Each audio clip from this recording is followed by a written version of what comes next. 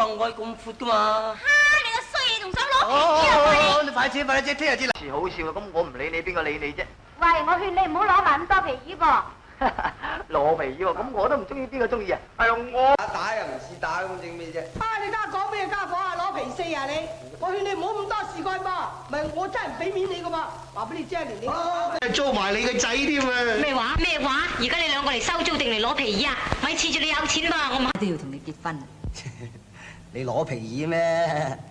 如果你係女人啊，我娶你做老婆就真。咁嚇？你仲攞皮衣？唔係。衝啲窿啊！我說陳大人，我都係廣東人啊，想攞皮衣，等一陣咧。今朝咁晏㗎？講起就撞火啦，行到半路俾一個斯文無賴截住嚟攞皮衣咯。點樣攞你皮衣法啊？佢成日都跟住我，仲眼金金。自己人。咩自己人啊？你攞皮衣咩？咩攞皮衣啊？真㗎？你係咪叫小娟啊？係啊。順德人啊？你想攞皮衣啊？唔係。嚇？你攞皮衣咩？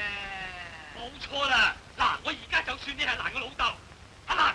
你你攞皮衣啊？我又唔好認你做乜嘢？避水啦。嚇你啦，唔同你講咁多啦。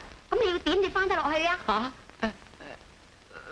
最好姑娘，你孭我啦。哎呀，啲盲鬼又攞皮衣。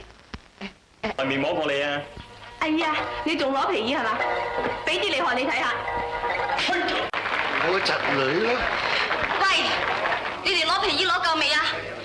一個華女。我拉住個伯父啊！哎呀，你仲攞皮衣添係嘛？幫啊，阿鞋。係啦，一日都係美國爸爸唔好，話你係佢個女婿，等你成日有得攞皮衣。下手嘅。